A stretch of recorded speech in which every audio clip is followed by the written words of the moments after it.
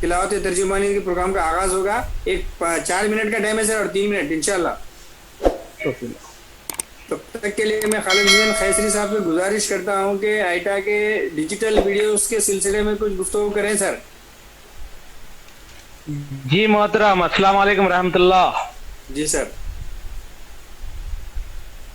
اس دوران بہت ساری تشویش تھی اردو میڈیم کے بارے میں کہ ڈیجیٹل کلاسز دوسرے میڈیاز کے آ رہے ہیں اور اردو کا اس کے اندر کوئی تذکرہ نہیں ہے. اردو کا تذکرہ اس لیے نہیں ہے کہ اردو کے لیسنس بنے ہی نہیں، ڈیجیٹلائز کیا ہی نہیں گیا اردو کے لیسنس کو. میں اللہ کا بہت شکر کرتا ہوں. نظام آباد، میدک میں اور دیگر مقامات پر بھی شاید کچھ لوگ ہمارے احباب آگے آئے ہیں اور ایز پر گورنمنٹ نے جو ورک شیٹس دیے ہیں، گورنمنٹ کا کام جو ہے اسے مذاق میں نہیں لینا چاہیے، ورک شیٹس ہیں، بہت اچھی چیزیں ہیں، وہ اسی کو ویڈیو بنا کر پیش کر رہے ہیں. میں تمام اساتذہ سے گزارش کرتا ہوں کہ یہ جو ورک شیٹس آ رہے ہیں ہر کلاس کے آ رہے ہیں، ایک کلاس کے لیے روزانہ 2 ورک شیٹ آپ اگر دیتے ہیں تو بہت بڑا کام بچوں کو دے رہے ہیں آپ. بس ذرا سا پیرنٹس کو بلائیے اور پیرنٹس کو جو ہے بتائیے کہ انہیں بچوں کا کس طرح سے ساتھ دینا ہے. بچوں کے ویڈیوز کے اندر ہمارے ویڈیو بنانے والے لوگ بڑی وضاحت کے ساتھ تمام مشغلوں کو کس طرح حل کرنا چاہیے وہ بتا رہے ہیں. ذرا بڑے لوگ جو گھر میں ہوتے ہیں بچوں کو سمجھانا چاہیے کہ اب ویڈیو کے اندر تو جو ہے کر سکتے ہیں، رو سکتے ہیں، ڈرا سکتے ہیں. ویڈیو ایسا ہی رکھ کر جو ہے جو ورک شیٹ پیش کی جا رہی ہے وہ ورک شیٹ غلط بچہ لکھ سکتا ہے اور بچہ گھر میں یہ ہوم ورک اگر گھر کا کام کرتا رہے گا تو بہت کچھ سیکھے گا، پھر اسے اپنے اسکول میں پیش کرے گا، استاد جو ہے اس کی تصحیح کرے گا. یہ کام جو ہے بہت بڑے پیمانے پر اللہ کے فضل سے ہمارے لوگ کر رہے ہیں. یوسف صاحب کا میرے پاس نمبر نہیں ہے کہ جو میدک سے ہیں صاحب، میں نے اپنے ایک دوست سے کہا ہے کہ ان کا نمبر مجھے فارورڈ کریں. میں آج ان کا 2nd کلاس کا اردو کا لیسن دیکھ رہا تھا. ان کے یوٹیوب پر پرابلم یہ ہے کہ کمنٹ نہیں کیا جا سکتا. انشاءاللہ جو لوگ بھی یہ کام کر رہے ہیں، کچھ کلاسز کے کام ہو رہے ہیں، 7th کلاس کا کام نہیں ہوا ہے. انشاءاللہ ہمارے پاس کل سے 7th کلاس بھی شروع ہوگا. ہم نے تو وعدہ کیا تھا کہ 6th کلاس کے سارے لیسن، سارے ورک شیٹ ہم GUPS وینگل راؤ نگر نظام آباد کی طرف سے پیش کرنے والے ہیں. آپ تمام حضرات اس سے استفادہ کیجیے. جی آگے بڑھائیے.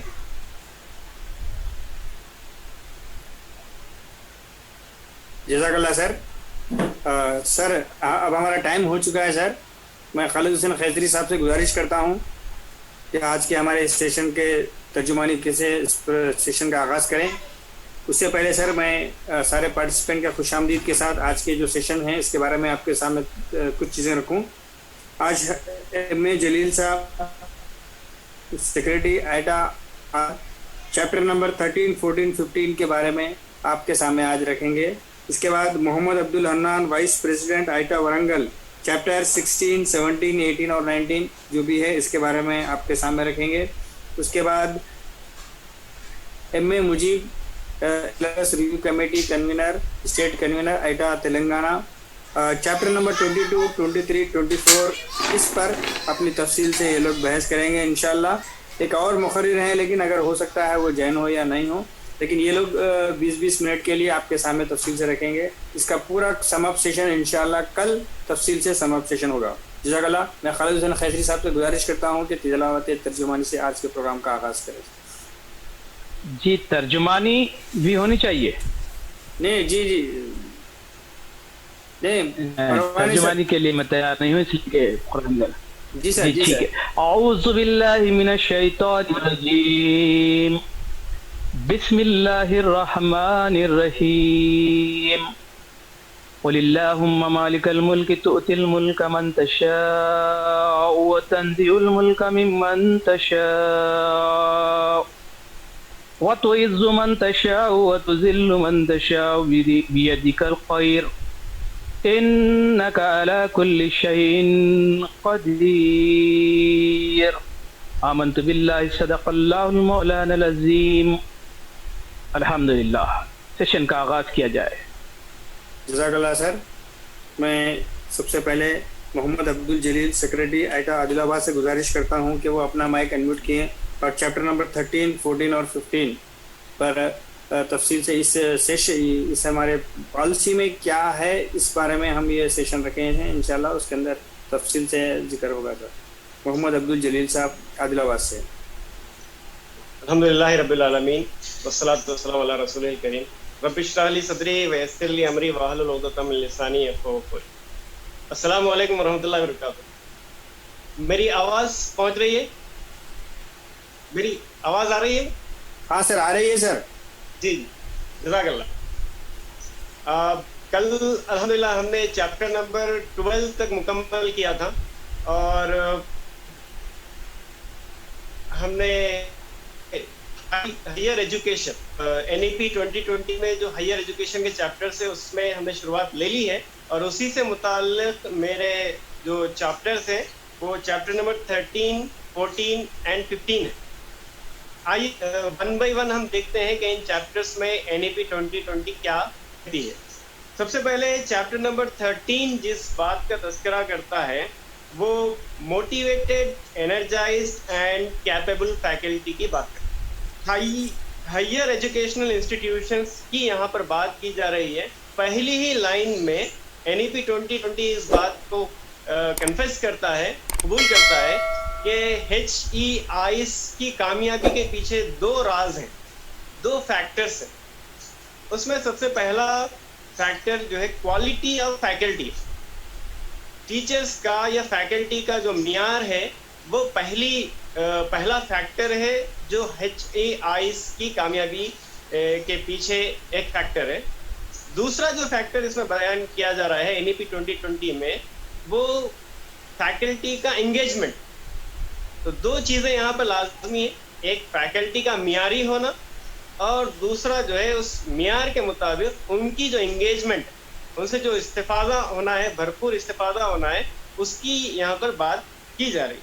اور پھر NEP 2020 اسی پیراگراف میں اس بات کو قبول کرتا ہے 13.1 میں کہ بہت سارے انیشیٹیوز لینے کے باوجود بھی, بہت ساری چیزیں رن ہونے کے باوجود بھی جو معیار کی بات ہے اور انگیجمنٹ کی بات, فیکلٹی کے معیار اور اس کے انگیجمنٹ کی بات ہے, یہ دونوں چیزوں میں ہمارے ہائر ایجوکیشن انسٹیٹیوٹس بہت دور ہیں, اس معیار پر کھرے نہیں اترتے. یہ NEP 2020 اس بات کا تذکرہ کر رہا ہے. اور پھر نیچے 13.2 سے وہ ان اقدامات کا تذکرہ کرتا ہے کہ NEP 2020 کے ذریعے سے مندرجہ ذیل یہ اقدامات کیے جائیں گے جس کے نتیجے میں فیکلٹی کا معیار میں بھی اضافہ ہوگا اور ان کے انگیجمنٹ میں بھی اضافہ ہوگا. وہ کیا اقدامات ہوں گے؟ سب سے پہلے 13.2 میں NEP 2020 اس بات کا تذکرہ کرتا ہے کہ HEIS میں انفراسٹرکچرل فیسلٹیز جو ہیں اس کو بڑھوتری دی جائے گی, اس میں اضافہ کیا جائے گا, فیسیلیٹیٹ کیا جائے گا. انفراسٹرکچر میں جو کمیاں ہیں جیسے صاف پینے کے پانی کی کمی ہے, ٹائلٹس کا معاملہ ہے یا پھر دیگر جو اور بھی ضروریات ہیں انسٹیٹیوشن سے ریلیٹڈ, اس کمی کو جو ہے پورا کیا جائے گا. اور ایڈوانس ٹیکنالوجی کے معاملے میں بھی جو ہے اس میں اضافہ کیا جائے گا جس کے نتیجے میں یہ ہوگا کہ لرننگ ایکسپیرینسز میں اچھا خاصا اضافہ ہوگا. 13.3 اسی گفتگو کو آگے بڑھتے ہوئے NEP 2020 اس بات کا تذکرہ کرتا ہے کہ teaching duties also will not be excessive. یعنی ٹیچر کو ایسا نہیں ہوگا کہ دن بھر جو ہے اس کو ٹیچنگ ڈیوٹیز بہت زیادہ ایکسیس میں دے دیے جائیں جس کے نتیجے میں جو ہے وہ یعنی متاثر ہو جائے, ایسا معاملہ نہیں ہوگا. اور ساتھ ہی ساتھ ٹیچر پوپل جو ریشو ہے وہ ریشو میں بھی جو ہے خاطر خواہ جو ہے تناسب قائم کیا جائے گا. ٹیچر پوپل ریشو جو ہے بہت زیادہ نہیں ہوگا کہ ایک ٹیچر جو ہے سینکڑوں طالب علموں کو پڑھا رہا ہے, ایسا نہیں ہوگا, بلکہ اس میں جو ہے ایک بیلنس قائم کرنے کی کوشش کا یہاں پہ تذکرہ کرتا ہے. اس کے نتیجے میں کیا ہوگا کہ ایکسیسو ورک بھی نہ ہو اور ٹیچر پیپل ریشو بھی برابر ہو. NEP کہتا ہے کہ اس کے نتیجے میں فیکلٹی کا اسٹوڈینٹس کے ساتھ جو انٹریکشن ہے اس میں اضافہ کیا جائے گا, اور وہ انٹریکشن میں اضافے کے نتیجے میں طلبہ मुनासिब तरीके से रिसर्च कर पाएंगे, एक्टिव तरीके से जो है वो आगे बढ़ पाएंगे, इस बात का तस्करा यहाँ पे एनईपी 2020 करता है। एक और अहम चीज की तरफ HEIS में फैकल्टी का जो मामला है, एक इंस्टीट्यूशन में फैकल्टी को अपॉइंट करने के बाद उसी में उसके लिए भरपूर मौके रख दिए जाएंगे और उसको जो है ट्रांसफर की जो मसला है उससे जूझना नहीं पड़ेगा। वो एक इंस्टीट्यूट से दूसरे इंस्टीट्यूट, दूसरे से तीसरे इंस्टीट्यूट में जो है ट्रांसफर नहीं किया जाएगा, बल्कि वहीं पर जो है अपनी सर्विसेज को बहुत अच्छे तरीके से अंजाम दे पाएगा। ये एक और बात जो है एनईपी 2020 कह रहा है। 13.4 में बहुत अहम बात ये बयान की जा रही है, वो ये है कि टीचर्स को, फैकल्टी को इस बात का फ्रीडम होगा कि वो अपने करिकुलर, अपने जो करिकुलर यानी कि क्या कह सकते हैं हम, और पेडागोजिकल अप्रोचेस होंगे उसको डिजाइन कर पाएंगे, वो उसमें फ्रीडम दिया जाएगा, जिसके नतीजे में वो बहुत अच्छे तरीके से अपने सब्जेक्ट को हायर एजुकेशन इंस्टीट्यूट्स में स्टूडेंट्स के साथ कैसे इंटरेक्ट करना है उसको जो है ये चीजें बता सकेंगे और एक आउटस्टैंडिंग और क्रिएटिव को डेवलप किया जा सकेगा। 13.5 में एक और बात कही जा रही है, दो बातें हैं 13.5 में। एक तो ये कि फैकल्टी के अंदर महारत के लिए, एक्सेलेंस के लिए उनको जो है तरगीबात दिए जाएंगे, जैसे बहुत अच्छे रिवार्ड्स से नवाजा जाएगा, प्रमोशन चैनल को ओपन किया जाएगा और भी जो है दीगर चीज़ों का यहाँ पे तस्करा है। इंस्टीट्यूशनल लीडरशिप तक भी जो है उनको मूव किया जाएगा और साथ ही साथ वो फैकल्टी मेंबर्स जो यानी एक्सेलेंस की तरफ नहीं जा पा रहे, जमूत का शिकार हो गए और जो थम गए हैं या जिनकी क्वालिटी में गिरावट आ गई है, एंगेजमेंट में गिरावट आ गई है, उनको अकाउंटेबल हेल्ड किया जाएगा। ये एक अहम बात 13.5 कहता है। 13.6 में रिक्रूटमेंट प्रोसेस के बारे में बताया जा रहा है कि बहुत ही फेयर तरीके से रिक्रूटमेंट प्रोसेस अंजाम दिया जाएगा और रिक्रूटमेंट ऑफ द फैकल्टी के बाद एक टेन्यूर ट्रैक का एक तस्करा यहाँ पर आ रहा है कि जिसे हम आमतौर पर प्रोबेशन पीरियड कह सकते हैं, कि फैकल्टी को रिक्रूट करने के बाद एक प्रोबेशन पीरियड, उनका ऑब्जर्वेशन पीरियड रहेगा, उसके बाद उनकी जो जॉब होगी या फिर उनकी जो अपॉइंटमेंट होगा उसको कंफर्म किया जाएगा और फिर उसके बाद फास्ट ट्रैक प्रमोशंस का भी यहाँ पर तस्करा किया गया है। और फिर फैकल्टी से रिलेटेड इश्यूज के सिलसिले में एक इंस्टीट्यूशनल डेवलपमेंट प्लान भी इंस्टीट्यूशनल लेवल पे हायर एजुकेशन इंस्टीट्यूट बनाएंगे। 13.7 में इंस्टीट्यूशनल लीडरशिप को भी एड्रेस किया गया है कि इंस्टीट्यूशनल लीडरशिप जो बहुत ही अहम होती है उसके अंदर भी इम्प्रूवमेंट के लिए, डेवलपमेंट के लिए मुख्तलिफ किस्म की कोशिशें अंजाम दी जाएंगी, इस बात का भी यहाँ पे तस्करा किया गया है। ये चैप्टर नंबर 13 से रिलेटेड पॉइंट्स थे जिनका मैंने आपके सामने तस्करा किया है। चैप्टर नंबर 14 से मुतालिक भी एक दो बातें आपके सामने करता हूँ। चैप्टर नंबर 14 जो हमारे सामने जो मुख्तलिफ चीज़ें पेश करता है, आइए उसके ऊपर भी हम मुख्तसर सी गुफ्तगू करें। चैप्टर नंबर 14 डिस्कस करता है equity and inclusion in higher education. Equity and inclusion in higher education, यहाँ पर पहले ही पैरा में आप देखेंगे कि क्या कह रहा है, एनईपी 2020 कह रहा है कि ensuring equitable access to quality education to all students with A special emphasis on SEDGs। एक तस्करा यहाँ पे SEDGs का यहाँ पर हो रहा है कि हायर एजुकेशनल इंस्टीट्यूट्स में इक्विटी और इंक्लूजन के लिए SEDGs पर खुसूसी जोर दिया जाएगा। SEDGs क्या है? सोशियो इकोनॉमिकली डिसएडवांटेज्ड ग्रुप्स का यहाँ पे तस्करा किया जा रहा है कि इनका जो रेशो है जो बहुत ही गिरावट की हद तक है, बहुत गिर रहा है हायर एजुकेशनल इंस्टीट्यूट्स में, इसमें जो है मसावी मौके और इनकी मशमूलियत के लिए मुख्तलिफ किस्म के इक़दाम किए जाएंगे। और फिर 14.2 ये कह रहा है कि स्कूल एजुकेशन में भी और हायर एजुकेशन में भी, दोनों में भी जो है SEDGs की जो शमूलियत है उसके ऊपर जोर दिया जाएगा।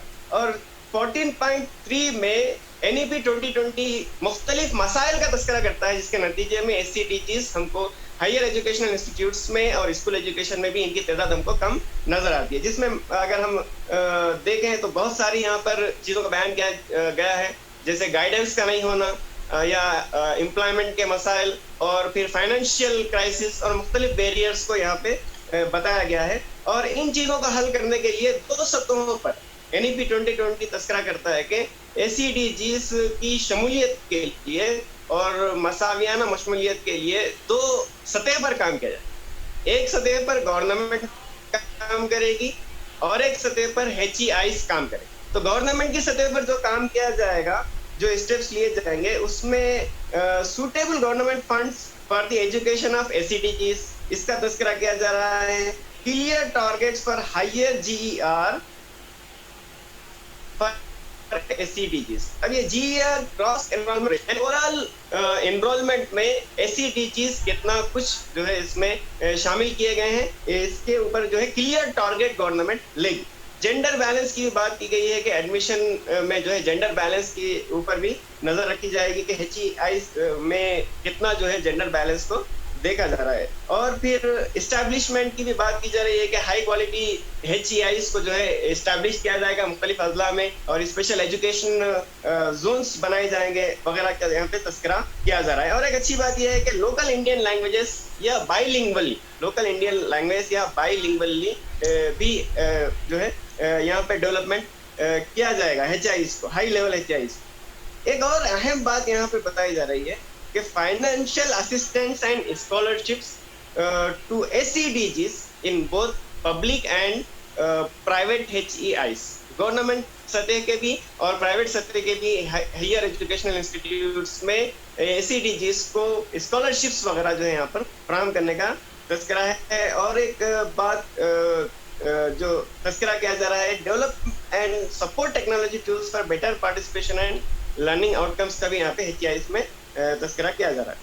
अब वो स्टेप्स जो HEIs को लेना है जिसके नतीजे में ये इंक्लूसिवनेस और इक्विटी दोनों जो है यहाँ पे शामिल हों, उसमें एक बहुत ही अहम बात जो कही जा रही है वो ये कि कॉस्ट एंड फीस, जो हायर एजुकेशनल इंस्टीट्यूट्स में कॉस्ट जो क्या कह सकते हैं हम, जो पैसे का मसला है, जो क्या कह सकते हैं, और मजीद अगर आप इसमें गौर करें जो एडमिशन फी होने दीजिए या ओवरऑल जो पैसे का मामला होगा, फाइनेंशियल प्रॉब्लम्स होंगे, उसमें मिटिगेट करने की यहाँ पर बात की गई है, तखफीफ करने की बात की गई है। ये बहुत ही अहम पॉइंट है कि HEIs जो मनमानी फीस वसूल करेंगे जिसके नतीजे में SEDGs उसमें शामिल नहीं हो सकेंगे, तो ये जो है मामला नहीं होगा, बल्कि उसके बरअक्स जो है बेहतरीन तरीके से तखफीफ की जाएगी और तखफीफ करने के नतीजे में SEDGs भी जो है उसमें शामिल हो सकेंगे। दूसरी जो अहम बात यहाँ पे बताई जा रही है वो ये कि मोर financial assistance and scholarships to socio economically disadvantage students, government अपने तौर पर भी करेगी स्कॉलरशिप्स के मामले को, HEIs भी जो है ये फाइनेंशियल सपोर्ट के सिलसिले में वर्कआउट करेंगे। फिर हायर एजुकेशन अपॉर्चुनिटीज और स्कॉलरशिप के सिलसिले में आउटरीच भी किया जाएगा, पहुंचा जाएगा। एडमिशन प्रोसेस में इंक्लूसिवनेस लाया जाएगा और करिकुलम में भी जो है मोर इंक्लूसिवनेस को जो है डेवलप किया जाएगा। Increase employability potential of higher education programmes, ये भी एक अहम के एम्प्लॉयबिलिटी को भी जो है बढ़ा दिया जाए।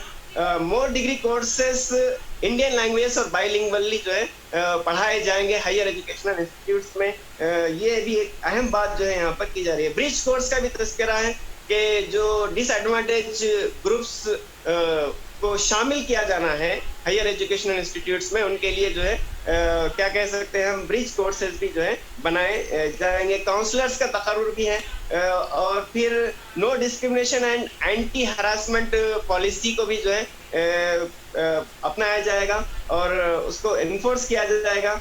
इंस्टीट्यूशनल डेवलपमेंट प्लान जो है इन चीज़ों को लेकर भी और इससे आगे बढ़कर भी दूसरी चीज़ों को भी सामने रखते हुए बनाया जाएगा।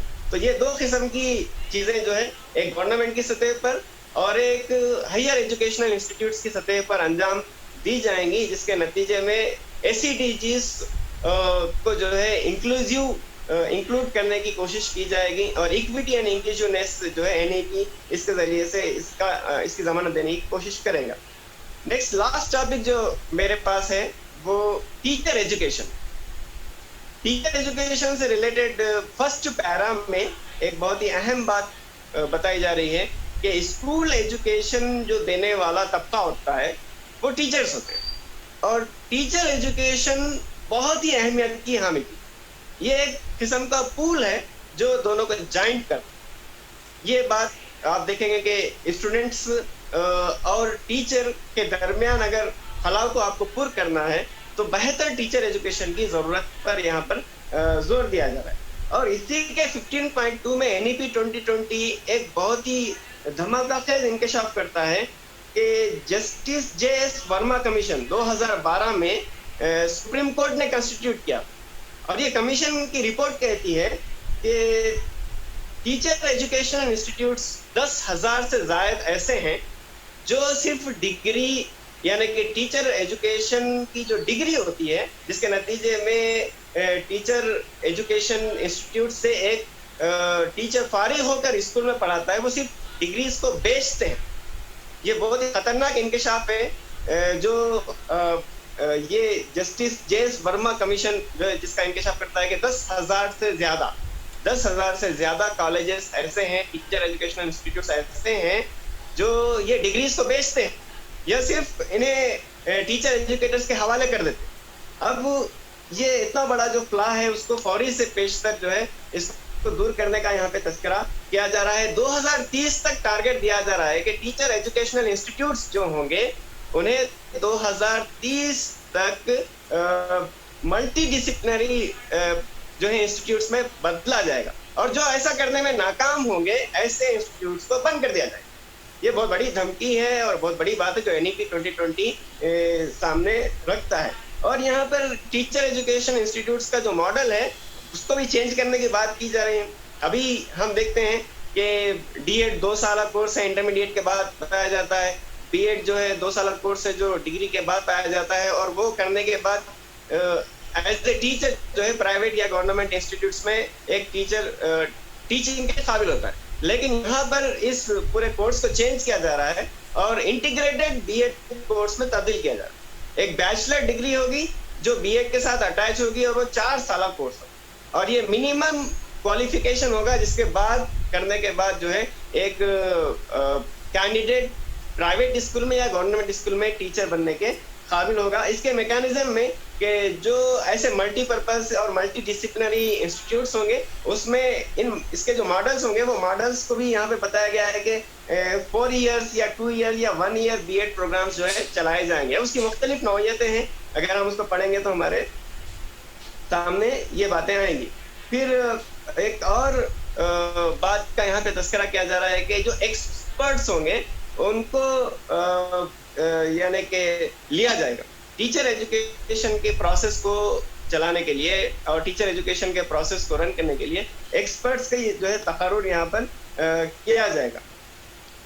اور جو ٹیچر ایجوکیشن انسٹیٹیوٹس ہوں گے ان کی ایک اہم ذمہ داری یہاں پہ بتائی گئی ہے کہ وہ پرائیویٹ اور گورنمنٹ دونوں اسکولس کے ساتھ ان کا نیٹ ورک بہت کلوز رہے گا جس کے نتیجے میں وہ کمیونٹی ورک کر سکیں گے, سوشل ورک بھی کر سکیں گے.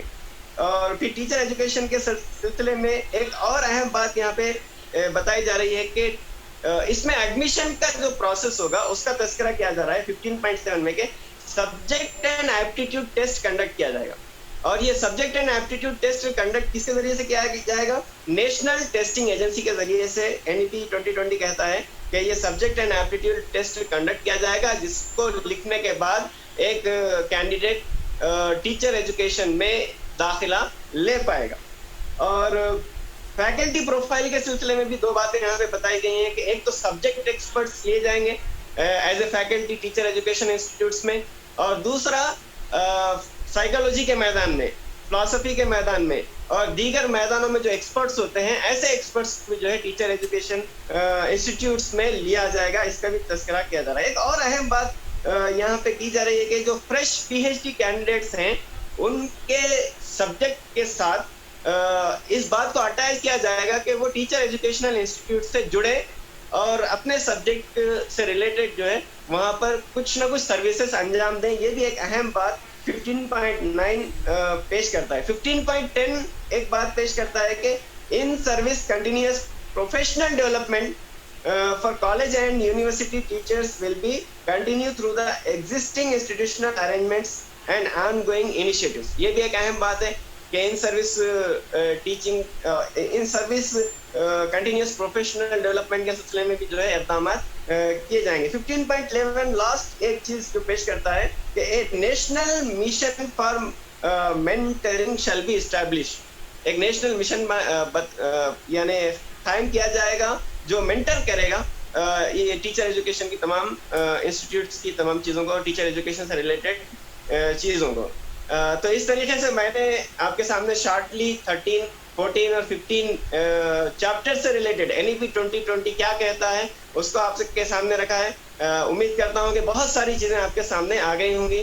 مزید اگر کچھ چیزیں ہیں تو وہ کل انشاءاللہ ہمارے سمت میں شاید آ جائیں. اللہ تعالیٰ سے دعا ہے کہ وہ مزید ہمیں NEP 2020 کی گہرائی سے معلومات حاصل کرنے کی ہمیں توفیق خیر عنایت فرمائے. یہ جو اپارچونیٹی دی گئی ہے آئیٹا کی طرف سے اس کے لیے میں اس بات پر آئیٹا کا مشکور ہوں. جزاک اللہ خیر. ماشاء اللہ سر, بہت بہت شکریہ سر. آپ نے بہت ہی بہترین انداز میں NEP کو جو چیپٹرس آپ کو دیے گئے تھے اس کو سمجھانے کی بہت ہی عمدہ کوشش کی ہے. میں اس کے بعد محمد عبد الحنان صاحب وائس پریزیڈنٹ ورنگل سے گزارش کرتا ہوں کہ وہ چیپٹر نمبر 16, 17, 18, 19 کے اوپر تفصیلی گفتگو کریں. سر حنان صاحب اپنا مائک انمیوٹ کر لیں. سر ہاں, السلام علیکم ورحمۃ اللہ وبرکاتہ. وعلیکم السلام ورحمۃ اللہ. بسم اللہ الرحمن الرحیم. چیپٹر نمبر 16, 17 اور 18 اور 19 کے تعلق سے کہنے کو کہا گیا تھا. چیپٹر نمبر 16 جو ہے ری امیجنگ ووکیشنل ایجوکیشن کے تعلق سے. سر یہ آپ کا فون اگر تھوڑا سا فون کو حنان صاحب جی فون کو ذرا تھوڑا ورٹیکل موڈ میں کر لیجئے سر. ہاں, ورٹیکل موڈ میں ہی ہے. ہاں ٹھیک ہے سر, چلیے سر. اب اوکے ہے کیا آڈیو؟ کنٹینیو سر. ہاں ٹھیک ہے. تو ابھی ووکیشنل ایجوکیشن کی صورتحال انڈیا میں کافی کریٹیکل ہے جو دوسرے ڈیولپنگ اور ڈیولپڈ نیشن سے کمپیئر کر اگر دیکھیں گے. ووکیشنل ایجوکیشن کا تعلق انڈسٹریلائزیشن سے ہوتا ہے, یعنی کہ جو کنٹری اگر ترقی کرنا چاہتا ہے, جو ملک ترقی کرنا چاہتا ہے تو ترقی کے لیے سب سے پہلا تمام کرائٹیریا میں سے سب سے اہم کرائٹیریا جو ہوتا ہے وہ انڈسٹریلائزیشن کا ہوتا ہے. اور انڈسٹریلائزیشن کے لیے سب سے اہم جو چیز ہیلو جی بولیے سر, بولیے, آواز آ رہی ہے آپ کی, کنٹینیو. اوکے. انڈسٹریلائزیشن کے لیے سب سے اہم جو چیز ہوتی ہے وہ اسکلڈ ورک فورس ضرورت ہوتی ہے. تو ہندوستان میں اگر اس کا پرسنٹیج دیکھا گیا تو بالکل خطرناک پرسنٹ, مطلب بالکل بھی کم پرسنٹیج ہے. اٹس آلموسٹ لیس دین 5% ہے. جہاں کہ ہم یونائٹڈ اسٹیٹس آف امریکہ میں 52% ووکیشنل ایجوکیشن 52% اسٹوڈنٹس ایسے ہیں جو ووکیشنل ایجوکیشن کو پریفر کرتے ہیں. جرمنی میں 75% ہے اور ساؤتھ کوریا میں 96%. یعنی کہ جتنے بھی ترقی یافتہ ملک ہے اس تمام ترقی یافتہ ملک میں اسکلڈ ورک فورس کافی اچھا پایا جاتا ہے. اور ووکیشنل ایجوکیشن کو بھی دوسرے ایجوکیشن کے ساتھ ساتھ بہت زیادہ ایکول امپورٹنس دیتے ہیں. لیکن ہندوستان میں اس کو بہت ہی کم امپورٹنس دیتے ہیں. اس کے نتیجہ یہ ہوتا ہے کہ اسکلڈ ورک فورس کی اویلیبلٹی بہت کم ہوتی ہے, جو کہ انڈسٹریلائزڈ نیشن کے لیے, انڈسٹریلائزڈ کنٹری کے لیے یہ ایک بہت بڑا چیلنج ہے. اس چیلنج کو اوور کرنا ایک ڈیولپنگ اکنامی اور ڈیولپنگ کنٹری کے لیے بہت ضروری ہے. لیکن اس کے پیچھے جو بڑے وجوہات ہے انڈیا میں ووکیشنل ایجوکیشن جو اتنا پیچھا رہ گیا اور اس کے اتنے بڑے چیلنجز اس کو فیس کرنا پڑ رہا ہے, سب سے پہلا وجہ, سب سے فرسٹ ریزن یہ ہے کہ ووکیشنل ایجوکیشن جو بھی اسٹوڈنٹ اس کو آپٹ کرتا ہے, اس کو ہائر ایجوکیشن کا کوئی بھی اسکوپ اویلیبل انڈیا میں نہیں ہے. تو ووکیشنل ایجوکیشن یعنی کہ ووکیشنل ایجوکیشن وہ ہوتا ہے جو کسی خاص انڈسٹری کے ایک پرٹیکولر آکوپیشن سے تعلق رکھتا ہے. یعنی کہ الیکٹریسٹی یا پلمبنگ یا پھر بہت سارے ایسے جو پرٹیکولر انڈسٹریل آکوپیشنز ہوتے ہیں, اس انڈسٹریل آکوپیشن سے تعلق رکھنے والا یہ ایجوکیشن ہوتا ہے. تو یہاں پر ہوتا ہے کہ یہاں سیکنڈری ایجوکیشن کے بعد جو اسٹوڈنٹس اس کو آپٹ کرتے ہیں اس کے بعد پھر ہائر ایجوکیشن کا کوئی اسکوپ نہیں ہوتا, جس کی وجہ سے کریئر کو اگر انہینس کرنے کی, کریئر کو ڈیولپ کرنے کی بات جو جب آتی ہے تو وہاں پر جو ہے نا کریئر وہیں پر ختم ہو جاتا ہے. تو یہ ایک سب سے بڑی وجہ ہے جو بہت سارے اسٹوڈنٹس اس کو آپٹ نہیں کرتے. دوسرا جو سب سے بڑی وجہ جو اس کی جس کو اسٹوڈنٹس آپٹ نہیں کرتے ہیں، جو پالیسی میں اس کو مینشن کیا گیا ہے، وہ انفیریورٹی پرسیپشن ہے. یعنی کہ اس وہ ایجوکیشن کو انفیریورٹی نظر جاتا ہے، اس کم نظر سے دیکھا جاتا ہے کہ یعنی کہ اسٹوڈنٹس کا وہ طبقہ جو بالکل پڑھنے لکھنے کے قابل نہیں ہوتا، وہ لوگ ووکیشنل ایجوکیشن کو لیتے ہیں. ایسا پرسیپشن اسٹوڈنٹ کمیونٹی میں پایا جاتا ہے. لیکن یہ پرسیپشن اور مطلب جو انفیریئر پرسیپشن یہ ہوتا ہے، یہ الٹیمیٹلی انڈین اکنامی پر، انڈیا کی جو انڈسٹریلائزیشن کا جو خواب ہے، وہ اس پر جو ہے نا بہت گہرا اثر کر رہا ہے، اور بہت حد تک کافی ضروری ہے کہ اس پرسیپشن کو ختم کیا جائے. تیسرا سب سے بڑی وجہ یہ ہے کہ غلط کریئر چوائسیز، یعنی کہ بہت سارے اسٹوڈنٹس بالکل ایک پیر پریشر کی بیسس پر جو ہے اپنا کریئر چوائس کرتے ہیں. ان کی اپنی ایبلٹیز ان کو خود معلوم نہیں ہوتے، ان کے اپنے ٹیلنٹس ان کو معلوم نہیں ہوتے. لہٰذا ایک جو خاص طبقہ جو انجینئرنگ کی طرف جاتا ہے، تو جو ہے نا لہٰذا جسٹ بیکاز بہت سارے لوگ انجینئرنگ پریفر کر رہے ہیں، اس کو انجینئرنگ پریفر کر لیتے ہیں. بہت سارے لوگ ایک پرٹیکولر اسٹریم کو پریفر کرتے ہیں، لہٰذا دوسرے بھی جو ہے نا کرتے ہیں. تو یہ رانگ کیریئر چوائسیز ایک سب سے بڑا خطرہ بنا ہوا ہے ووکیشنل ایجوکیشن کو پریفر نہ کرنے کے لیے. تو یہ 3 ریزنس ہیں. اب یہ 3 ریزنس کو جو ہے نا آئیڈینٹیفائی اس پالیسی میں کیا گیا ہے، اور آئیڈینٹیفائی کر اس کے جو ہے نا کیا کس قسم کا ایکشن پلان پالیسی میں اگلے چند سالوں کے لیے بن سکتا ہے. تو سب سے پہلے جو کیا جائے گا، وہ اس ووکیشنل ایجوکیشن کو سیکنڈری اور ہائر ایجوکیشن کے ساتھ انٹیگریٹ کیا جائے گا. یعنی کہ آج ہم دیکھتے ہیں کہ سیکنڈری ایجوکیشن میں بالکل ووکیشنل ایجوکیشن کے کوئی بھی کسی بھی حصے کو جو ہے نا انکلوڈ نہیں کیا گیا ہے. یعنی کہ مثال کے طور پر فار ایگزامپل اگر ہم دیکھ لیں گے کہ سیکنڈری ایجوکیشن پڑھنے والا بچہ الیکٹریسٹی اور باقی کے دوسرے سائنس کے جو ڈومینس ہوتے ہیں، بہت ہی مائکرو لیول تک پڑھ لیتا ہے.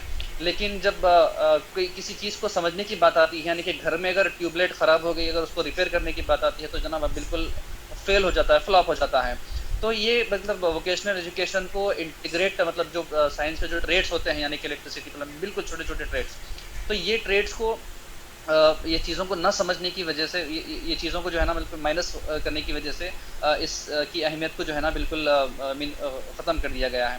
تو اب یہ جو چیزیں سیکنڈری ایجوکیشن کے ساتھ اور ہائر ایجوکیشن کے ساتھ انٹیگریٹ کیا جائے گا، تو جب بچوں میں شعور، ایک کانشیسنیس آئے گا، اویئرنیس آئے گا، جب وہ انٹرسٹ ڈیولپ کرنے لگیں گے، تو آگے ہو سکتا ہے کہ جو نا انٹرسٹ کی بیسس پر وہ لوگ ووکیشنل ایجوکیشن کو اپنا کریئر پک کر سکتے ہیں، اپنا کریئر چوائس کی طرح سلیکٹ کر سکتے ہیں.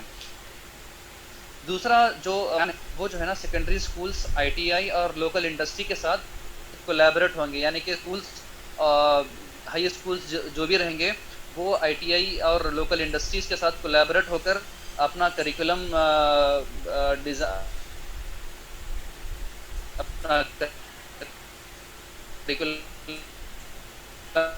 جو ہے نا امپلیمنٹ کریں گے، حاصل ہوگا. اور تیسرا جو ایکشن پلان اس ووکیشنل ایجوکیشن کے پرسنٹیج کو بڑھانے کے لیے جو کیا گیا ہے، وہ ہائر ایجوکیشن انسٹیٹیوشن جو ہے نا وہ ووکیشنل ایجوکیشن کو آفر کریں گے. یعنی کہ ہو سکتا ہے کہ انجینئرنگ کالجز ہو یا پھر یونیورسٹیز ہو، وہ اس ووکیشنل ایجوکیشن کو انٹیگریٹ، اپنے کورسز کے ساتھ انٹیگریٹ کر ایز اے کورس جو ہے نا بچوں کو آفر کریں گے. تو یہ جو ایکشن پلانس ہے اس پالیسی میں ووکیشنل ایجوکیشن کو ری امیج کرنے کے لیے جب ڈیزائن کیا گیا ہے، وہ جو ہے نا ووکیشنل ایجوکیشن کے پرسنٹیج کو بڑھانے کے لیے شاید کارآمد ثابت ہو سکتا ہے. اور chapter number 17، catalysing quality academic research in all fields. ہم دیکھتے ہیں کہ اگر تاریخ کو اٹھا کر دیکھتے ہیں، تو تاریخ میں جتنے بھی سب سے کیا بولنا چاہیے سویلائزیشنس، سب سے پاورفل سویلائزیشنس فلرش ہوئے ہیں دنیا میں. ہم نے دیکھا کہ ایک زمانے میں ایجپٹین سویلائزیشن بہت ہی پاورفل رہا ہے. اب اس کے بعد ہم دیکھتے ہیں گریک سویلائزیشن پاورفل رہا ہے. اس کے بعد کئی ایسے پاورفل سویلائزیشنس دنیا میں آتے گئے، اور اس کے بعد ایک جو ہے نا ترقی کرتے گئے. اس پاورفل سویلائزیشن کے پیچھے سب سے بڑی جو وجہ تھی، وہ ریسرچ ریسرچ اینڈ ڈیولپمنٹ تھا، یعنی کہ جو فلرش ہوا بہت آگے تھے وہ جو ہے نا وہ سویلائزیشن کو جو ہے نا آگے اس کی وجہ سے سویلائزیشن پراسپر ہوتے گیا، سویلائزیشن ترقی کرتے گیا. آج کی اگر ماڈرن ایرا میں بھی اگر ہم دیکھیں گے، امریکہ، جرمنی، اسرائیل، ساؤتھ کوریا اور جاپان، یہ جو دنیا کے ترقی یافتہ ملک ہیں، یہ صرف اور صرف ریسرچ اور ڈیولپمنٹ اور انڈسٹریلائزیشن کی بنیاد پر بہت آگے ہیں. لیکن ہندوستان میں بنسبت ترقی یافتہ ملک ریسرچ بہت ہی پیچھے ہے، یعنی کہ گورنمنٹ جو اس کو جی ڈی پی بھی ریسرچ کے لیے الاٹ کرتی ہے وہ بھی بہت کم ہے، اور نمبر آف جو ریسرچ اسکالرس جس کو ریسرچ کو اڈاپٹ کرتے ہیں وہ بھی بہت کم ہے. لیکن اور اس کے ساتھ ساتھ بہت سارے ایسے مسائل جو جڑے ہوئے ہیں ریسرچ کے میدان میں، وہ مطلب اس پالیسی میں یہاں پر مینشن کیے گئے ہیں. یعنی کہ یہاں پر جو بیسک پرابلمس ہیں انڈیا میں، ڈرنکنگ واٹر کا پرابلم ہے، سینیٹیشن کا پرابلم ہے، کوالٹی ایجوکیشن کا پرابلم ہے، ہیلتھ کیئر کا پرابلم ہے، ٹرانسپورٹیشن کا، مطلب یہ سب ڈائمینشنس میں اور یہ سب ڈومینس میں پرابلمس مطلب ہندوستان میں پائے جاتے ہیں، جو کہ ایک ترقی یافتہ ملک کے لیے ایک بہت بڑا چیلنج ہے. یعنی کہ ایک ترقی یافتہ ملک میں کبھی ایسا نہیں ہونا چاہیے کہ ڈرنکنگ واٹر کا مسئلہ ہو، سینیٹیشن کا مسئلہ ہو، ایجوکیشن کا مسئلہ ہو. یعنی کہ اگر ہندوستان اگر ایک ترقی یافتہ ملک اپنے آپ کو دیکھنا چاہتا ہے تو وہ ان تمام کے تمام مسائل سے اپنے آپ کو حل کرنا ہوگا، اور ان تمام جو ڈومینس ہے، ان تمام ڈومینس میں اپنے آپ کو جو ہے نا بالکل مسائل سے جو ہے نا دور رکھنا ہوگا. تو اس کے لیے جو ہے نا سب سے بڑھ کر سب سے پہلی چیز جو ٹیک اپ کرنا ہوتا ہے وہ ریسرچ ہوتا ہے. اور ریسرچ میں بھی مطلب بہت سارے پیچیدہ مسائل ہوتے ہیں کہ صرف اگر ٹیکنالوجی کو اگر امپورٹ بھی کیا جائے اور ڈیولپ بھی کیا جائے تو صرف ٹیکنالوجی کو امپورٹ کرنا اور ڈیولپ کرنا اور امپلیمنٹ کرنا یہ کافی نہیں ہوتا، کیونکہ اس کے ساتھ ساتھ جو ہے نا یہاں کے سوشل ڈائمینشنس کو، یہاں کی کلچرل ڈائمینشنس کو اور یہاں کے انوائرمنٹل ڈائمینشنس کو بھی نظر میں رکھ کر ان تمام چیزوں کو امپلیمنٹ کرنا ہوتا ہے. مثال کے طور پر اگر ہم دیکھیں گے کہ سوچھ بھارت ابھیان کے طور پر جو پروجیکٹ لیا گیا تھا کہ کئی crores of toilets construction bio pollution کو روکنے کے لیے بہت ہی حد تک مطلب کنسٹرکشن آف ٹوائلٹس کا ایک میجر پروجیکٹ لیا گیا تھا. لیکن چونکہ ہندوستان کے بہت سارے رورل پاپولیشن کی ایک اچھی خاصی تعداد بالکل بھی اس کے لیے پریپیئرڈ نہیں تھی کہ جو ہے نا ٹوائلٹ گھر میں مطلب کیسے ہو سکتا ہے. یہ مینٹل پرسیپشن اور سوشل ہیبٹس کی وجہ سے اس میں بہت بڑی رکاوٹ آئی اس پروجیکٹ کو جو ہے نا فلوٹ کرنے میں، اس پروجیکٹ کو کامیاب بنانے میں. خیر مطلب بہت سارے مسئلے مسائل سے گزر کر جو ہے نا اس پروجیکٹ کو ایک حد تک پہنچایا گیا ہے. تو یہ ہوتا ہے کہ جو ہے نا کسی بھی مسئلے مسائل کو حل کرنے میں صرف ٹیکنالوجی ہی کافی نہیں ہوتی، بلکہ لوگوں کے جو ہے نا سوشل ہیبٹس اور سوشل لائف، کلچرل ڈائمینشنس اور انوائرمنٹل ڈائمینشنس کو نظر میں رکھ کر پروجیکٹ کو امپلیمنٹ کرنا ہوتا ہے. تو یہاں پر کہنا مطلب یہ ہے کہ جو ہے نا ٹیکنالوجی، سائنس اینڈ ٹیکنالوجی کے ساتھ ساتھ یہاں کے لوگوں کے سوشل ڈائمینشنس اور کلچرل ڈائمینشنس اور انوائرمنٹل ڈائمینشنس پر بھی اچھی خاصی ریسرچ ہونی چاہیے، جو کہ ہیومینٹیز اور سوشل سائنسز اور ہیومینٹیز سے تعلق رکھتا ہے. تب تک لیکن جو بھی ٹیکنالوجی اگر ہم امپلیمنٹ کرنا چاہتے ہیں، لیکن اگر لوگوں کے اندر سوشل ایکسیپٹنس نہیں ہے تو وہ ٹیکنالوجی چاہے کتنی بھی بہتر ہو وہ فلاپ ہو جاتی ہے. اگر مثال کے طور پر اگر ڈرنکنگ واٹر کی بھی اچھی سے اچھی ٹیکنالوجی اگر ہم ڈالیں گے، لیکن لوگوں کے اندر اگر اویئرنیس نہیں ہے کہ واٹر پولیوشن کو کس طریقے سے روکا جائے اور واٹر پولیوشن مطلب کس طریقے سے جو ہے نا واٹر پولیوشن کو ہم جو ہے نا روک سکتے ہیں، تو یہ بڑی سے بڑی ٹیکنالوجی بھی فیل ہو جاتی ہے. تو یہ ریسرچ کے یہ پہلو ہے کہ ایک تو ریسرچ کا ریشو مطلب ریسرچ کا جو ہے نا اکنامیکل پرسنٹیج بڑھانا ہوتا ہے، ریسرچ اسکالرس کو بڑھانا ہوتا ہے، اور دوسری یہ کہ جو ہے نا ریسرچ صرف ٹیکنالوجی کو امپورٹ کرنا ہی نہیں، بلکہ ہر میدان میں ریسرچ کو آگے بڑھانا یہ پالیسی کا امپورٹنس ہے. اگر ہم دیکھیں گے یہاں پر ہندوستان میں ہم ریسرچ یعنی کہ صرف سائنس اینڈ ٹیکنالوجی کو ہی ریسرچ سمجھتے ہیں، لیکن اگر ہم ترقی یافتہ ملک میں اگر ہم دیکھیں گے، امریکہ میں دیکھیں گے اور جہاں پر یورپ میں دیکھیں گے، وہاں پر سوشل سائنسز اور ہیومینٹیز کو بھی ایکول امپورٹنس دی جاتی ہے سائنس اینڈ ٹیکنالوجی کے ریسرچ کے ساتھ ساتھ.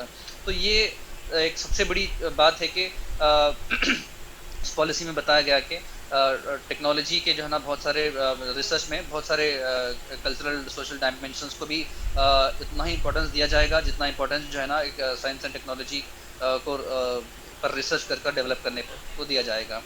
اور चौथा मतलब उसके तीसरा जो चैप्टर यहाँ पर जो बताया गया था कि वो transforming regulatory system of higher education.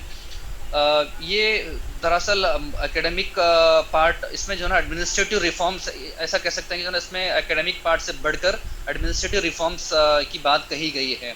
यानी कि जितने भी हायर एजुकेशन को कंट्रोल करने वाले बॉडीज़ हैं, वो बॉडीज़ को किस तरीके से जो है ना फंक्शन करना है और उनके एडमिनिस्ट्रेटिव रिफॉर्म्स कैसे रहेंगे, इसमें बताया गया है। तो हायर एजुकेशन इंस्टीट्यूशंस को रेगुलेट करने वाले आमतौर पर 4 बॉडीज़ होते हैं। एक एकेडमिक रेगुलेशन की बॉडी होती है, दूसरी एक्रेडिटेशन की बॉडी होती है, तीसरी फंडिंग की बॉडी होती है और चौथा एकेडमिक स्टैंडर्ड की बॉडी होती है। एकेडमिक रेगुलेशन से जो ताल्लुक़ रखने वाली बॉडी है वो national higher educational regulatory council के नाम से जानी जाती है। एक्रेडिटेशन के ताल्लुक से जो बॉडी है नेशनल एक्रेडिटेशन काउंसिल है, और फंडिंग जो हायर एजुकेशन इंस्टीट्यूशंस को फंडिंग करती है जो बॉडी है उसको हायर एजुकेशन ग्रांट्स काउंसिल है, और एकेडमिक स्टैंडर्ड्स को रेगुलेट करने वाली जो बॉडी होती है वह हायर जनरल एजुकेशन काउंसिल है। तो ये 4 बॉडीज़ आज एग्जिस्टिंग है, और जितने भी हायर एजुकेशन इंस्टीट्यूशंस जो काम करते हैं वो इन्हीं बॉडीज़ के तहत काम करते हैं। लेकिन आज तक जो सबसे बड़ा प्रॉब्लम इसमें देखा गया है कि ये बॉडीज़ में किसी बॉडी में जो है ना ज़्यादा कॉन्सेंट्रेशन ऑफ पावर है, किसी बॉडी में कम कॉन्सेंट्रेशन ऑफ पावर है, जिसकी वजह से कोई भी पॉलिसी को इम्प्लीमेंट करने में बहुत बड़ी दुश्वारियाँ पेश आ रही है। और इसके साथ साथ ये बॉडी जब यूनानिमस होकर मतलब एकजुट होकर काम करती हैं तो जो है ना कॉन्फ्लिक्ट ऑफ इंटरेस्ट की वजह से कोई भी काम ठीक तरीके से एक डायरेक्शन में जो है ना एक डायरेक्शन में आगे नहीं बढ़ रहा है। तो ये कॉन्फ्लिक्ट ऑफ इंटरेस्ट और concentration of power with in few bodies, ये सबसे बड़ा वजूहात बनी है एडमिनिस्ट्रेशन मतलब हायर एजुकेशन को एक प्रॉपर डायरेक्शन देने में। तो अब इसको जो है ना थोड़ा सा रिफॉर्म कर इन तमाम 4 के 4 बॉडीज़ को एक अम्ब्रेला बॉडी के अंडर में लाया गया है, जिसको higher education commission of India के तहत हायर एजुकेशन इंडिया के अंडर में काम करना पड़ेगा, और इसी कमीशन के अंडर में इन तमाम 4 बॉडीज़ को काम करना होगा। और इसकी वजह से जो भी हायर एजुकेशन के प्रोजेक्ट्स हैं, हायर एजुकेशन के पॉलिसीज़ हैं और जितने भी एक्शन प्लान्स हैं उसको एक प्रॉपर डायरेक्शन मिलेगी। तो ये एक बहुत बड़ी एडमिनिस्ट्रेटिव रिफॉर्म है जो इस पॉलिसी में मेंशन की गई। तो ज़्यादातर हायर एजुकेशन को रेगुलेट करने के ताल्लुक से इस पॉलिसी में बात कही गई है। और जो आखिरी चैप्टर नंबर 19 में जो कहा गया है कि effective governance and leadership for higher educational institutions, आज के हिंदुस्तान में अगर हम देखेंगे मतलब हिंदुस्तान के हायर एजुकेशन इंस्टीट्यूशंस की सूरत हाल को अगर हम देखेंगे तो बड़ा मसला वही है कि इंस्टीट्यूशंस में बच्चे फिर वहीं पर पढ़कर एग्ज़ाम लिखते हैं। जिस तरीके से स्कूल्स में कॉलेज में एक थियोरी को पढ़कर एग्ज़ाम्स लिखते हैं, उसी तरीके से इंजीनियरिंग कॉलेज में भी बुकिश नॉलेज के अलावा इनके अंदर एक्सेलेंस और इनोवेशन की बहुत हद तक कमी पाई जाती है। तो फिर उसकी वजह से हो रहा है कि इनोवेशन एक्सेलेंस में और इनोवेशन में और जो भी एक तरक्की याफ्ता मुल्क जो अपने सिटीजन्स के अंदर जो अपने टेक्नोलॉजिकल वर्कफोर्स के अंदर जो खामियां है उस खामियों को दूर करने के लिए ये पॉलिसी में जो है ना चंद नुकात ऐड किए गए हैं। तो सबसे पहली चीज़ जो एक मतलब ये पॉलिसी में ये बात कही गई है कि जो है ना एक्सेस और इनोवेशन के कल्चर को फ़रोग़ दिया जाएगा। किस तरीके से फ़रोग़ दिया जाएगा, जो है ना यहाँ पर एक प्रोसेस बताया गया है। तो सबसे पहले जो है ना इंस्टीट्यूशन को ऑटोनॉमी देगी कि इंस्टीट्यूशन को जो है ना इंडिपेंडेंस देंगे, हायर एजुकेशन इंस्टीट्यूशंस को आज़ादी देंगे कि वो अपना डायरेक्शन, अपना जो भी मिशन और विजन होता है और जो पावर्स जो उनको जो है ना किसी एक्रेडिटेशन की वजह से जो है ना बाइंड किए हैं उन तमाम चीज़ों से जो है ना उनको थोड़ा सा आज़ादी मिले, ताकि वो अपने बलबूते पर जो है ना कोई चीज़ सोच समझ कर जो है ना अपने अंदर एक्सेलेंस और इनोवेशन डेवलप करें। किस तरीके से होगा ये जो है ना इंस्टीट्यूशंस को एक्रेडिटेशन देंगे और एक्रेडिटेशन में ग्रेड होगा, ऑटोनॉमी भी देंगे और ऑटोनॉमी में भी ग्रेड्स होंगे। यानी कि जितने भी हायर एजुकेशन इंस्टीट्यूशंस रहेंगे उनको ऑटोनॉमी यानी कि इंडिपेंडेंस जाएगा अपने तमाम एडमिनिस्ट्रेटिव रिफॉर्म्स में, अपने एकेडमिक रिफॉर्म्स में उनको जो है ना आज़ादी होगी कि वो एक्सेलेंस इनोवेशन ये वो अपने तौर पर प्लान करें। और हिंदुस्तान के तमाम इंस्टीट्यूशंस को जो है ना ग्रेडिंग्स दिया जाएगा, यानी कि जो इंस्टीट्यूशन एक्सलेंस में और इनोवेशन में बहुत आगे रहेगा उनको हायर ग्रेड्स दिए जाएंगे, और जो जिस तरीके से ना परफॉर्म करेगा उसके हिसाब से जो है ना इंस्टीट्यूशंस को ग्रेडिंग दिया जाएगा। इस तरीके से एक कॉम्पिटिटिव एनवायरनमेंट डेवलप किया जाएगा, जिसके ज़रिए से जो है ना एक कॉम्पिटिटिव एनवायरनमेंट डेवलप होगा, और उस एनवायरनमेंट के तहत टेक्नोलॉजिकल वर्कफोर्स और स्टूडेंट्स में एक एक्सलेंस और इनोवेशन की स्पिरिट डेवलप होगी। ये इसको जो है ना अमल में लाने के लिए एक बोर्ड ऑफ गवर्नर्स को जिम्मेदारी बोर्ड ऑफ गवर्नर्स को अपॉइंट किया जाएगा, और इनको जिम्मेदारी दी जाएगी कि तमाम प्रोसेस को जो है ना एवॉल्व करे, डेवलप करे और सुपरवाइज करें। ये बोर्ड ऑफ गवर्नर्स हिंदुस्तान के बहुत ही कॉम्पिटेंट पर्सनालिटीज़ में से होंगे, जो इनको एक बहुत बड़ी जिम्मेदारी दी जाएगी, और इनकी ये जिम्मेदारी होगी कि जो मकसद है इस पॉलिसी का, जो अल्टीमेट जो मिशन है इस पॉलिसी का, कि इंस्टीट्यूशंस के अंदर एक एक्सलेंस और इनोवेशन का कल्चर डेवलप करना, तो ये इनकी अहम जिम्मेदारी होगी। तो ये रहे चैप्टर नंबर 16, 17, 18 और 19 का जो जिस्ट मैंने आपके सामने रखा है।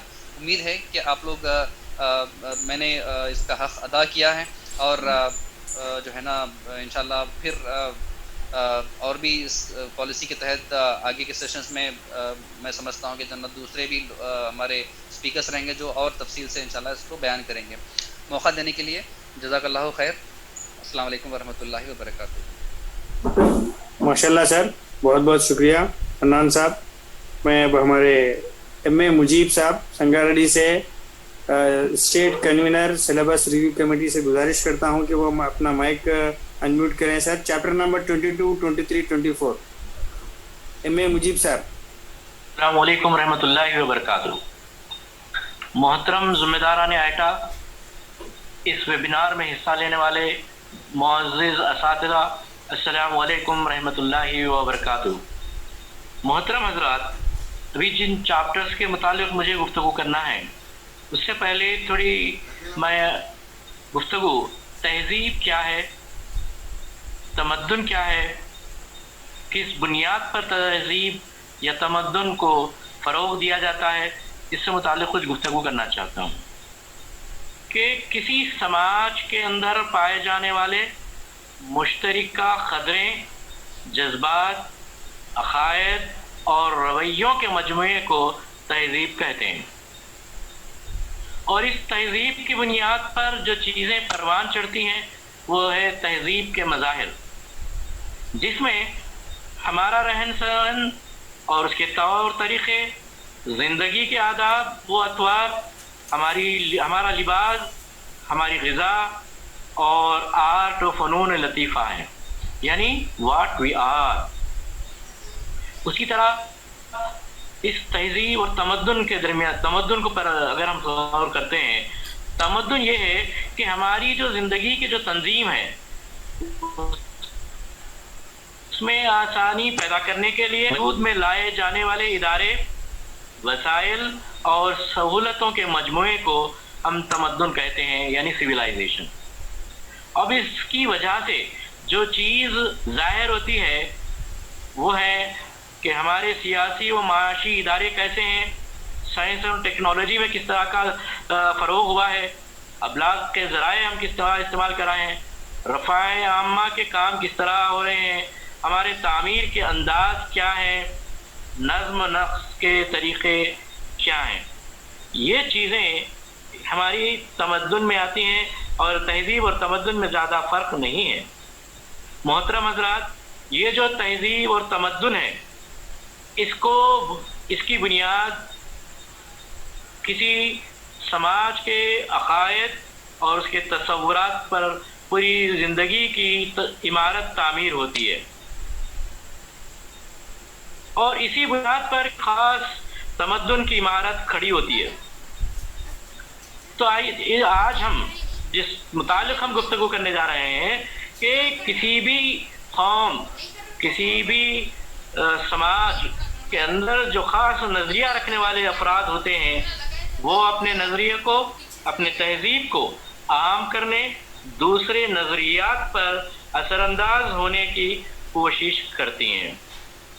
तो इस कोशिशों को दरमियान जो दूसरी नज़रियात रखने वाले समाज के अफराद होते हैं या इज्तिमाइयत होती है, जो वो लोग को देखना चाहिए कि ये हमारी जो तहज़ीब जो मैं चैप्टर को लेने जा रहा हूँ उससे क्या हमारी तहज़ीब की खुसूसियात क्या हैं, और हमारी जो तहज़ीब की खुसूसियात है तो इस एनईपी के ज़रिए से क्या डाइल्यूशन आ रहा है, क्या सेक्युलरिज्म का जो बात है क्या वो डाइल्यूट हो रहा है, क्या यूनिटी इन डाइवर्सिटी की जो हमारी मुल्क की बड़ी बेहतरीन जो सो मिसाल पेश करता है, और जो यहाँ भाईचारगी की फ़िज़ा है उस पर किस तरह असरअंदाज होता है, इस पर भी हम नज़र रखनी चाहिए।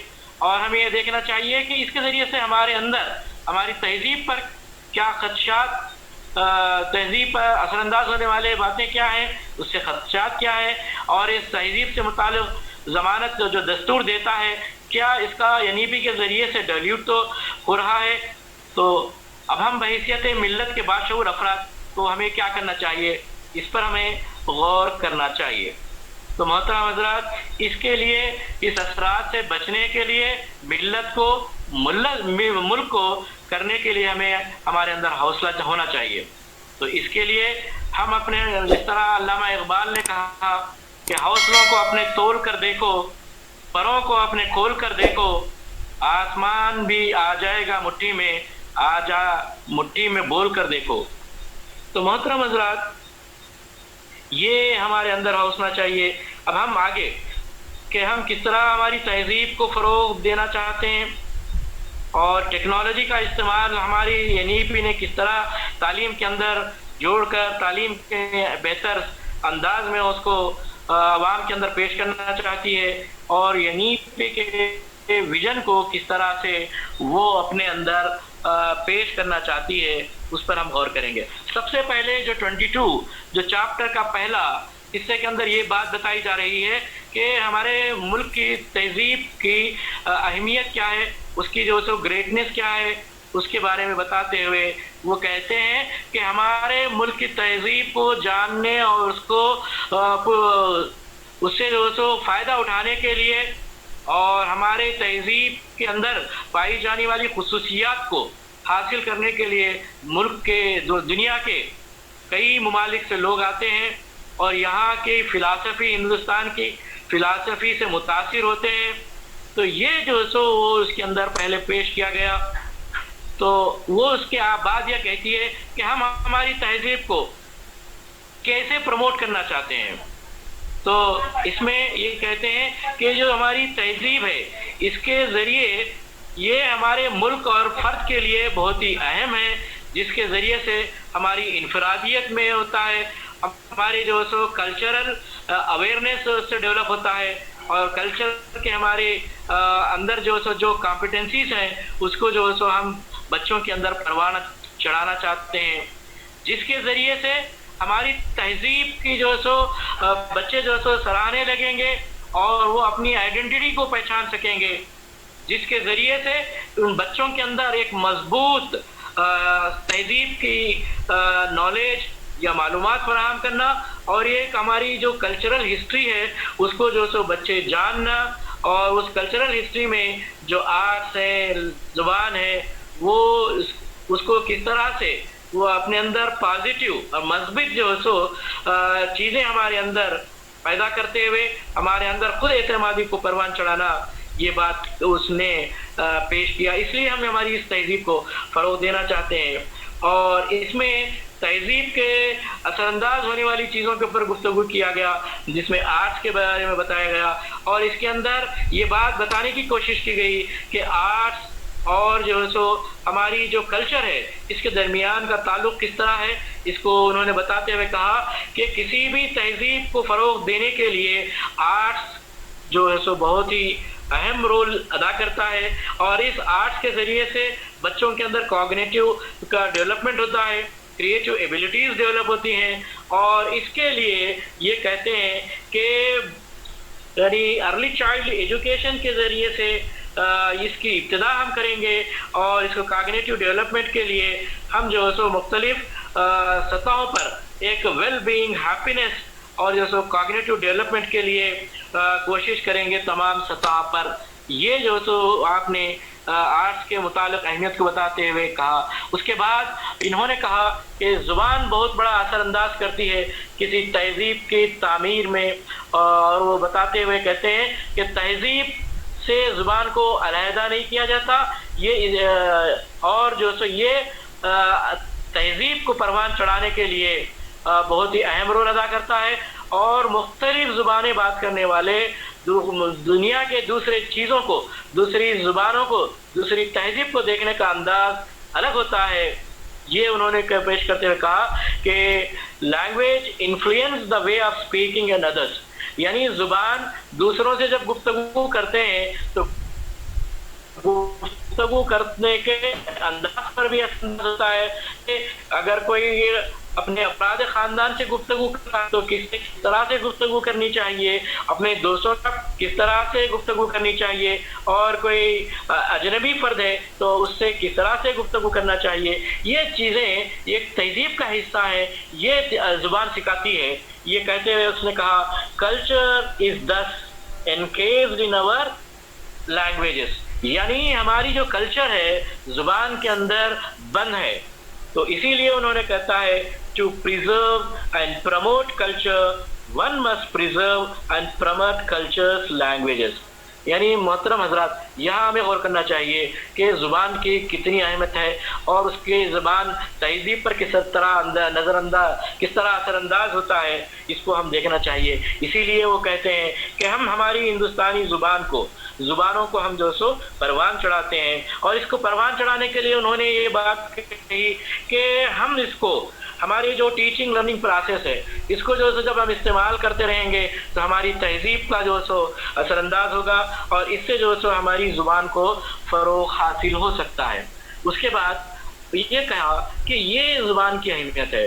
اب ہم یہ تجزیہ کرتے ہیں کہ زبان کی ہماری ہندوستان کی جو مختلف زبانیں ہیں وہ زبانوں کا حال کیا ہے. اس کو پیش کرتے ہوئے کہتا ہے کہ اتنی اہمیت رکھنے والے اس زبان کو ہمارے اندر کئی مشکلات ہیں, اور اس نے کہا کئی ایسی زبانیں ہیں جو اپنے جو سو وجود کو خطرے میں ہیں, اور کچھ جو سو معدوم بھی ہو گئی ہیں. اور کہا کہ کئی زبانیں خطرے میں ہیں, اور اس میں یہ بھی ذکر کیا کہ یونیسکو کی رپورٹ میں کہ ہمارے اندر 197 زبانیں ہندوستان کی خطرے میں ہیں, اور یہاں تک کہ جو 22 شیڈیول کے اندر جو زبانیں رکھی گئی ہیں وہ بھی کئی مشکلات کا سامنا کر رہی ہیں. تو اس کی اصل وجہ جو اس رپورٹ نے پیش کیا وہ یہ ہے کہ ہمارے درمیان لینگویج سے متعلق جو اساتذہ ہیں ان کے اندر مہارتوں کی کمی ہے. یہ جو اساتذہ ہیں یہ صرف روایتی ادب پر زیادہ اثر انداز کرتے ہیں, جس کی وجہ سے سیکھنے کے عمل میں یا لینگویج ڈیولپمنٹ میں یا سبجیکٹ ڈیولپمنٹ کے اندر یہ بڑی رکاوٹ ہے. تو اس کو دور کرنے کے لیے انہوں نے کہا کہ ہم جو سو ماہرین کی جو سو ماہرین لسانی اساتذہ کو ہم تیار کریں گے. اس کے لیے ہم پری پرائمری سے ہم اس کو شروع کرنے کی بات انہوں نے کہی. اس کے بعد اس زبان یا ٹیکسٹ بک ڈیولپمنٹ کے لیے کتاب کا رول بہت ہی اہم رول ہوتا ہے. تو اس لیے انہوں نے کہا کہ ہم جو سو یہ ہمارے ٹیکسٹ بک اندر حالات سے مطابقت رکھنے والے اور علم پر اثر انداز ہونے والی چیزوں کو ہم جو سو اس میں شامل کریں گے, جس کے لیے high quality of learning and print material تیار کریں گے, جس میں ٹیکسٹ بک ہوں گی, ورک بکس ہوں گے, ویڈیوز ہوں گے, پلیز ہوں گے, نظمیں ہوں گی, ناولس ہوں گی, میگزینز ہوں گی. اور اس کے اندر جو زبان کے اندر یا لغت کے اندر جو تبدیلی آ رہی ہے اس تبدیلی کے لیے ہم جو سو ڈکشنری کو تیار کریں گے, اور اس کے لیے ہم جو سو ٹرانسلیٹ کرنے کی ہم کوشش مختلف دنیا کی زبانوں سے ہم ٹرانسلیشن بھی کریں گے. تو ان تمام چیزوں کو اوور کم کرنے کے لیے, ان چیزوں کو حاصل کرنے کے لیے انہوں نے ایک حکمت عملی بھی پیش کیا کہ انہوں نے کہا کہ ہم اس کو پری پرائمری سے شروع کر ہائی اسکول لیول تک کریں گے، اور اس کے لیے ہم جو سو پری پرائمری سے لے کر ہائی اسکول تک ایسے ماہر اساتذہ یا فنون و لطیفہ سے جو ماہر ہیں ان کو جو سو ہر سطح پر جو سو اس میں اسکول میں اکاموڈیٹ کرنے کی کوشش کی جائیں گی. اور اسی طرح ان خوابوں کو شرمندہ کرنے کے لیے کہ HEI جو سو مضبوط بنانے کی بات کہی گئی، اس کے تحت بہت ہی مضبوط ڈپارٹمنٹ کو تشکیل دیا جائے گا، جس کے اندر بہت ہی جو سو ماہرین کو شامل کیا جائے گا، اور یہ ماہرین ایک بہترین ڈیزائن پروگرام کا کریں گے جو ہندوستانی زبانوں کو فروغ دینے میں کامیاب ہوں گی. اور ڈگری کی سطح پر ٹرانسلیشن اور انٹرپریٹیشن کے کورسز کو شامل کرنے کی بات کہی، اور جو آثار قدیمہ کی جو مختلف چیزیں ہیں اس کو محفوظ کرنے کے لیے ماہرین کو تیار کیا جائے گا. BEd کے اندر بھی جو ہے سو اس کو کیا جائے گا، اور ہائی کوالٹی آف انڈیویجولس کو اس کے اندر جو ہے سو کام کرنے کے لیے دیا جائے گا. اس کام میں جو لوگ بھی حصہ لے رہے ہیں ان کو اسکالرشپ سے جو ہے سو مدد کی جائے گی، اور ہر اسکول کمپلیکس اور ہائر ایجوکیشنل انسٹیٹیوٹ میں بھی ایسے افراد کو تقرر کیا جائے گا. اور اس کے بعد انہوں نے بتایا کہ اس طرح سے کرنے سے کیا ہوگا، ملازمت کے مواقع ہوں گی، ہماری جو تہذیبی ورثہ ہے اس کی جو سو پروان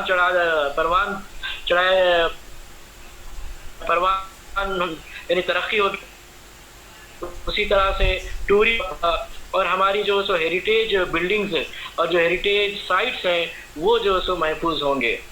تو اس کے لیے انہوں نے ایک ادارہ قائم کرنا چاہتا ہے جو Indian institute of translation and interpretation کرے گا، جس کے اندر مختلف زبانوں سے ہندوستان کے اور فارین کنٹری سے جو بھی ہیں ان کو جو ہائر کیا جائے گا.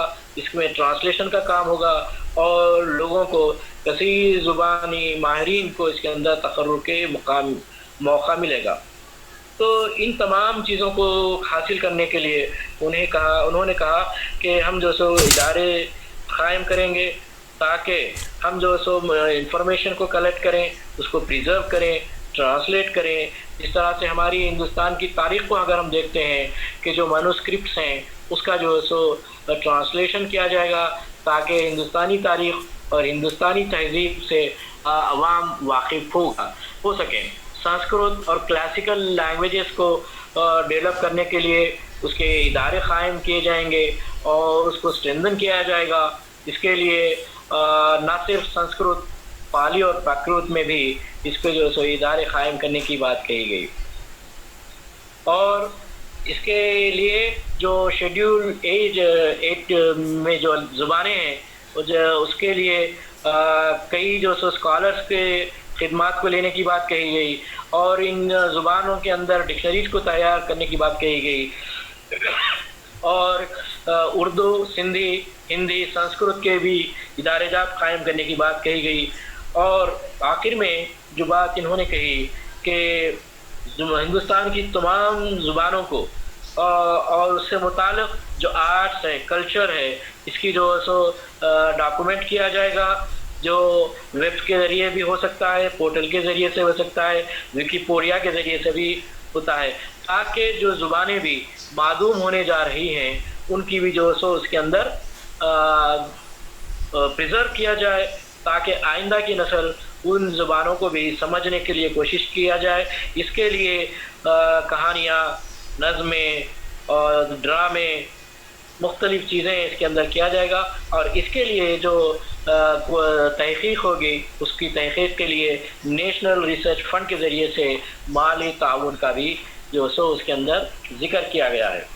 محترم حضرات، یہ تہذیب سے متعلق ہمارا ویژن، اور ہمیں اس ویژن کے بعد ہمیں غور کرنا چاہیے کہ بحیثیت ایک باشعور ٹیچر کے کس کے کیا اثر انداز ہونے والے ہیں. تو اس کو گفتگو کے بغیر آپ کو گفتگو کرنے کا موقع دیتے ہوئے دوسرا جو اہم جو اس ڈاکومنٹ کا ہے وہ ہے टेक्नोलॉजी यूज़ एंड इंटीग्रेशन, यानी तालीम में टेक्नोलॉजी को कैसा इस्तेमाल किया जाना चाहिए और इसको किस तरह से मरबूत किया जाना चाहिए। इसके सिलसिले में सबसे पहले अपनी पोजीशन को वाज़ेह किया कि हिंदुस्तान ये जो इंफॉर्मेशन कम्युनिकेशन और स्पेस के में एक अपना क़ायद की तरह अपना रोल अदा कर रहा है, और जो डिजिटल इंडिया के ज़रिए से ये समाज को डिजिटली एम्पावर करने की और उसमें नॉलेज को डेवलप करने की कोशिश कर रहा है।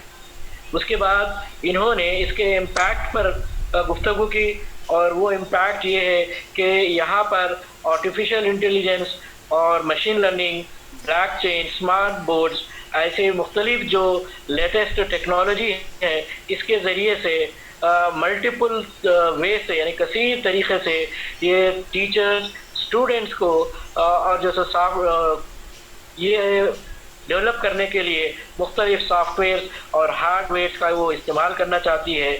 और इसके लिए एक इदारा इसने क़ायम करने की ज़िक्र किया है, वो ये है कि national educational alliance for technology होगा, जो ये एक ऐसा प्लेटफार्म है जो मुख्तलिफ जो ज़ुबान के अंदर या इल्म के अंदर, टीचिंग लर्निंग के अंदर, इन लर्निंग को परवान चढ़ाने के लिए, लर्निंग का तखमीना करने के लिए, असेसमेंट के लिए और प्लानिंग के लिए और उसके नज़्म नस्क़ को संभालने के लिए ये काम करेगा। और ये एक सिंगल पोर्टल होगा जो मुख्तलिफ टीचर्स को, स्टूडेंट्स की ज़रूरतों को ये पूरा करेगा। ये है नीट का रोल।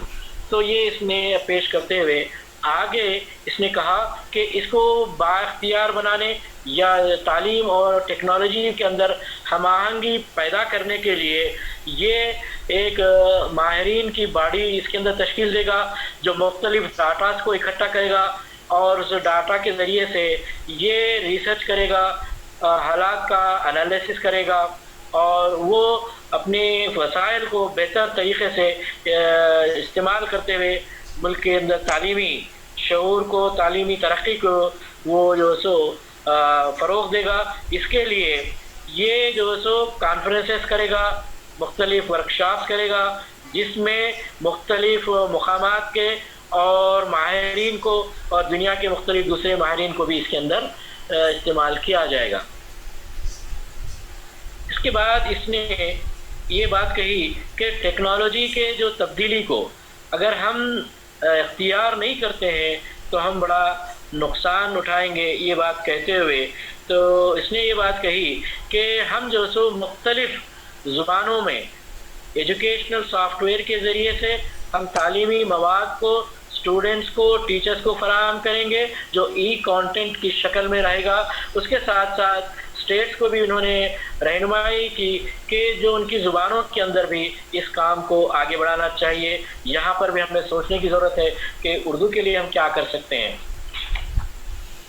तो इसके लिए मुख्तलिफ ज़िम्मेदारों को इसने बात कही, जिसमें यूनिवर्सिटीज़ हैं और यूनिवर्सिटीज़ भी जो है सो इसके अंदर अपना रोल अदा करना चाहिए। और इसने कहा कि स्वयं है जिसके ज़रिए से हम ऑनलाइन को और ट्रेडिशनल रिवायती तालीम को ब्लेंड करते हुए हम जो सो इनको तदरीस को बेहतर बनाने और उससे जो सो फ़ायदा उठाने की ये कोशिश करेंगे। और आखिर में इसने ये कहा कि जो डाटा है ये बहुत ही अहम है, जिसके ज़रिए से हम हमारे इस मकासद को हासिल करने की कोशिश कर सकते हैं।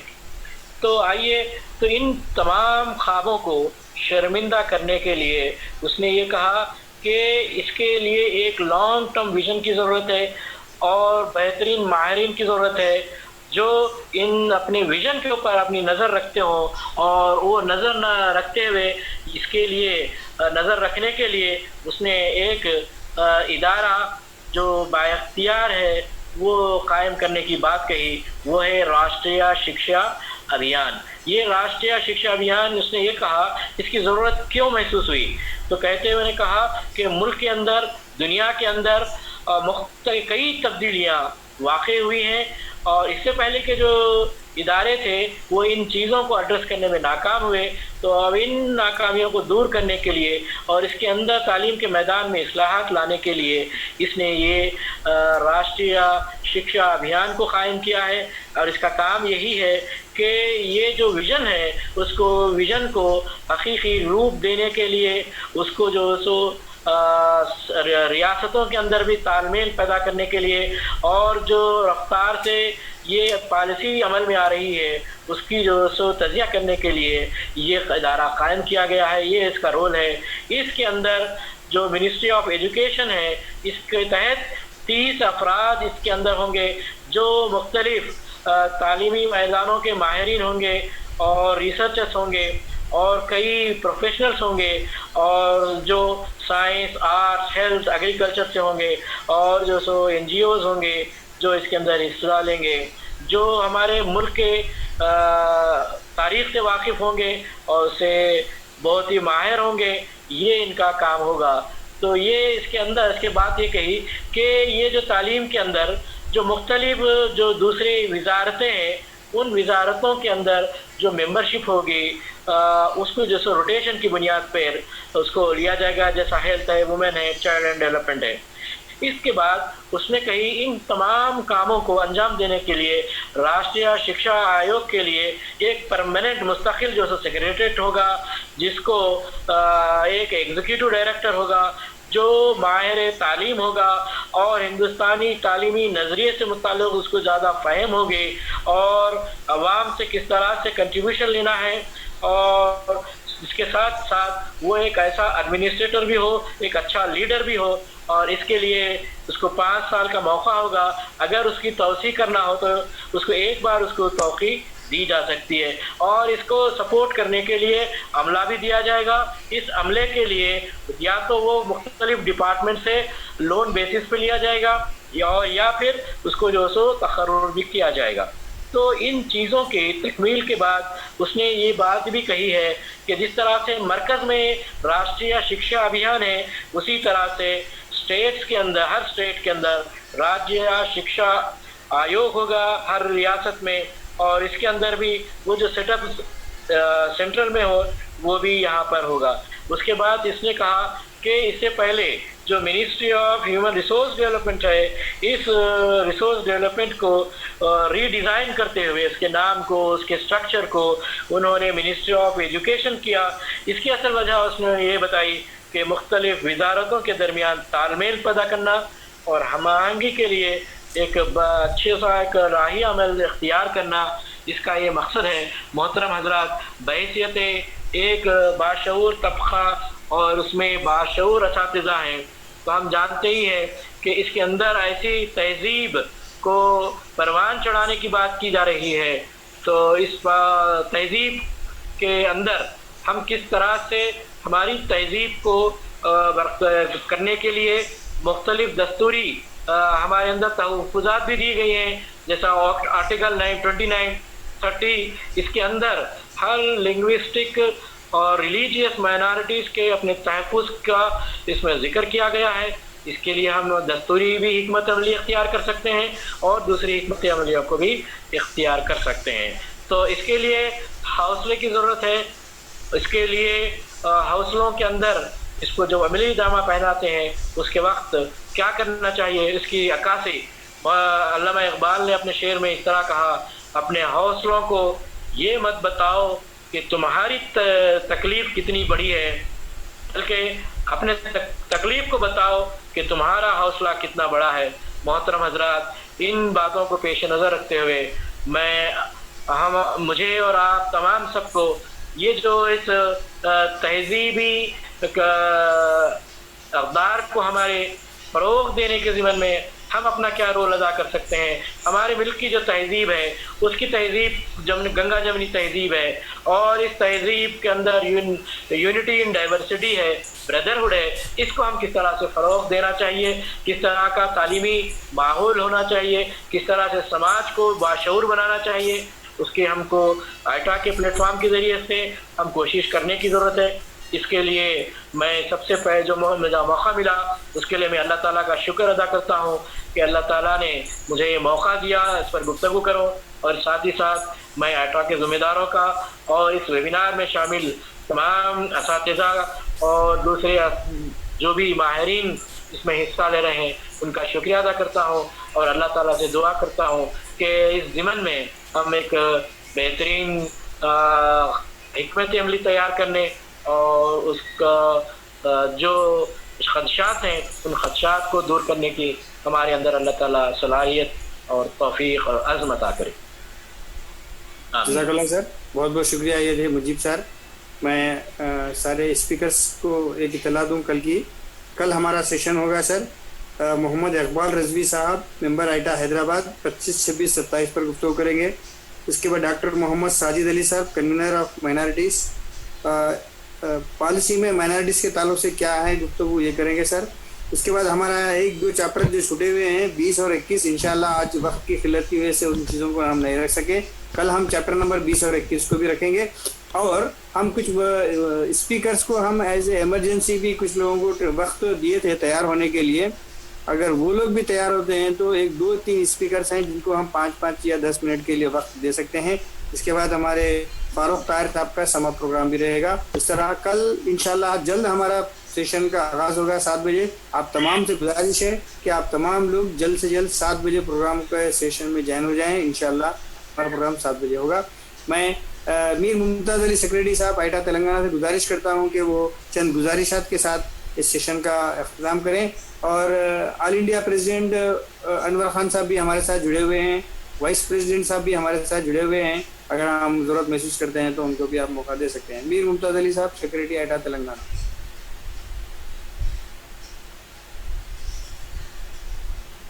ممتاز علی صاحب سیکریٹری آئٹا تلنگانہ کیا موجود ہیں؟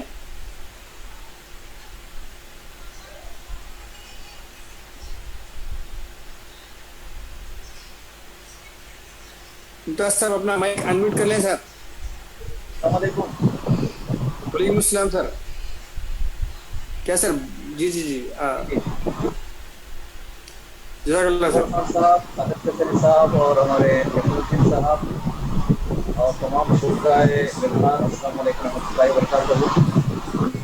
بہرحال مہمان میں دیر سے شرکت ہونے کی معذرت، کیونکہ میرا واپس ہونے کا ٹائم بھی تقریباً 7-7:30 کے آس پاس میں واپس ہوتا ہوں۔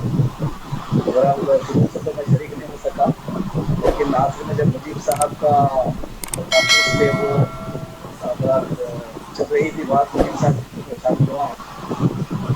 بہرحال میں جناب مطلب سے مبارکباد پیش کرتا ہوں کہ کافی کوششوں کے ساتھ آپ نے اس نیو ایجوکیشن پالیسی کے ضمن میں بہت سارے اسپیکرس کو اپنے اس طرح تیار کیا۔ 3 روزہ پروگرام کرنے کی بات ہوئی تھی، اس سے الحمدللہ پہلا کل کا پروگرام جو ہے شاندار انداز میں تقریباً 150 پارٹیسپینٹ کے ساتھ سے زیادہ پارٹیسپینٹ شریک رہے تھے۔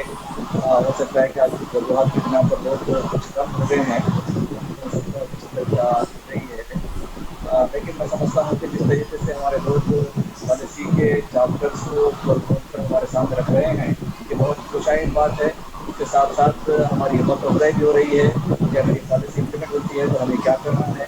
تو اس کے علاوہ کل جو اہم ترین چیپٹرس ہیں اور اہم ترین اسپیکرس ہیں، میں ان کے ذریعے سے اور کھل کر بات ہمارے سامنے آئے گی۔ تو میں تمام شرکائے اس ویبینار سے گزارش کرتا ہوں کہ کل ضرور بضرور کی سماپتی ہے تو اپنے دوست احباب کو بھی شریک کروائیں، جتنے آپ کے مخالفین ہیں، جتنے آپ کے ذریعے سے لوگ جڑ سکتے ہیں، ان تمام کو جوڑنے کی کوشش کریں۔ اس ویبینار کی اہمیت کی خاطر ہم نے تقریباً 1000 پارٹیسپینٹ کے اندر رکھی ہے، تو لہٰذا میں آپ تمام سے جو بھی یہاں پر شریک ہیں ان تمام سے عموماً گزارش کرتا ہوں کہ یہ کافی اہم پروگرام ہے۔ اس کے بعد جو ہے سو ہمیں کیا کرنا ہے، اس کے اندر کل ہمارے جو یہ بات سامنے آئے گی، تو لہٰذا ہم کو کلاس روم کے اندر اور سوسائٹی کے اندر، سماج کے اندر ہم اس پالیسی کے جو خدشات ہیں اور اس پالیسی کے اندر جو ہمارے لیے خوش آئند باتیں ہیں، پازیٹیو باتیں ہیں، ان کو لے کر ہم کیا کر سکتے ہیں، خدشات کو ہم کس طریقے سے دور کر سکتے ہیں اور ہماری مطلب ہم کیسے کر سکتے ہیں، ان باتوں کو لے کر انشاءاللہ کل جو ہے سو جناب فاروق طاہر صاحب سبق کریں گے، اور ساتھی صاحب اور اقبال صاحب جیسے اپنے چیپٹر کو ایک اچھے انداز میں ہمارے سامنے رکھنے کی کوشش کریں گے۔ تو لہٰذا میں آپ تمام سے گزارش کرتا ہوں کہ آپ ضرور و ضرور اس کے اندر اپنے تمام دوست احباب کے ساتھ اور سب کو جو اطلاع کرتے ہوئے آپ شریک کروانے کی کوشش کریں۔ اس موقع پر میں اللہ تعالیٰ کا شکر ادا کرتا ہوں کہ آئٹا ٹی ایس کو یہ موقع نصیب ہوا ہے کہ پالیسی کے تمام چیپٹرس کو، تمام تمام عنوانات کو ہم نے اساتذہ کے سامنے لانے کی کوشش کی ہے، اور اس کے خدشات کیا ہیں، اس کے اندر پازیٹیو چیزیں کیا ہیں، نیگیٹو چیزیں کیا ہیں، تمام کو سمجھنے کی ہمیں اس نعت کے ذریعے سے ہم کو موقع مل رہا ہے۔ تو میں اللہ تعالیٰ سے دعا کرتا ہوں کہ اس جو خدشات ہمارے سامنے آ رہے ہیں ان خدشات کو کس طرح سے دور کیا جائے، یہ بات بھی ہمارے سامنے آئے اور ہم اس کو عملی جامہ پہنانے کی کوشش کریں۔ بات ہو جاؤں خدا حافظ۔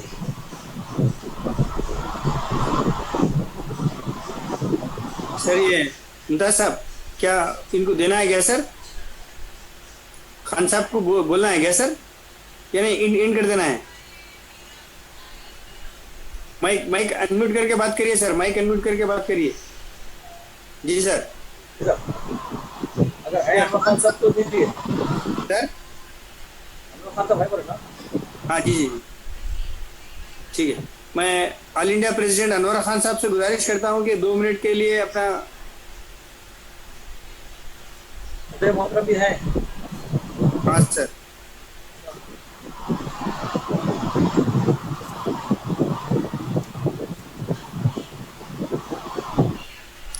ہاں سر انور خان صاحب اب آپ بات کر سکتے ہیں سر، انور خان صاحب بات کر سکتے ہیں اب آپ۔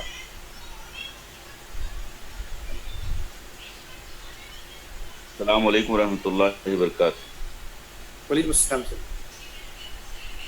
جزاک اللہ۔ بڑی خوشی کا موقع ہے کہ آئٹا ٹیم کی جانب سے نیو ایجوکیشن پالیسی 20 کے نفاذ کے سلسلے میں جو مختلف موقعوں پر ویب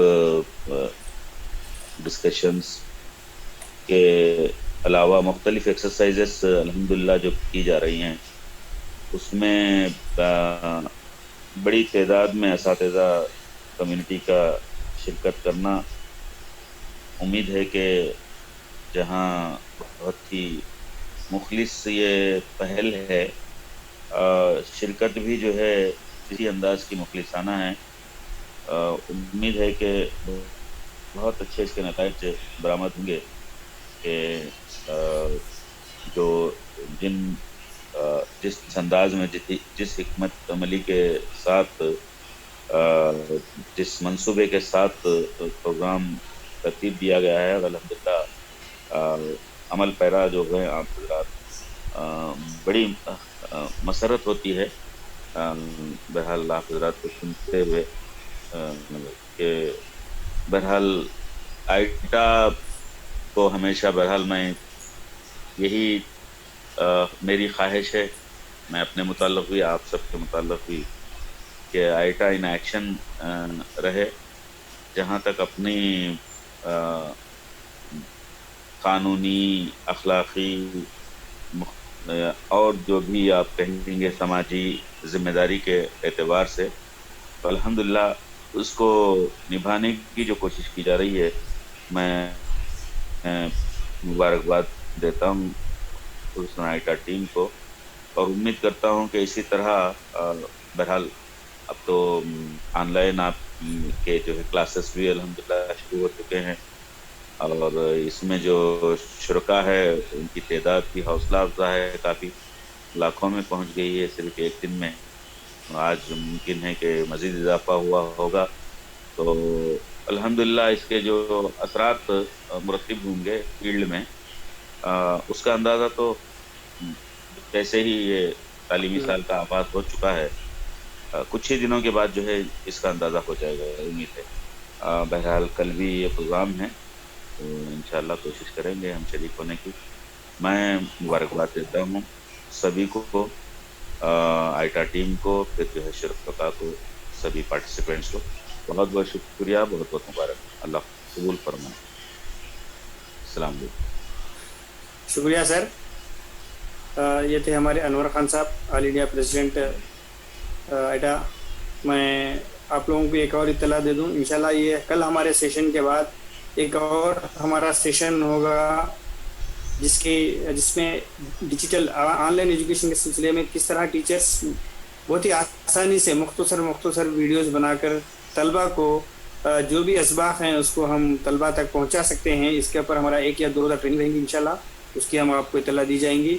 ये नीति आयोग और डेल कंपनी की तरफ से एक रोज़ा ट्रेनिंग सेशन है कि वीडियोस 3D और 2D वीडियोस हम टीचर्स किस तरह बना सकते हैं मुख्तलिफ असबाक पर। ये हमारा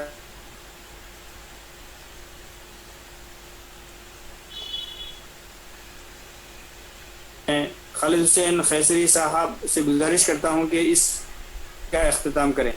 खालिद हुसैन खैसरी साहब।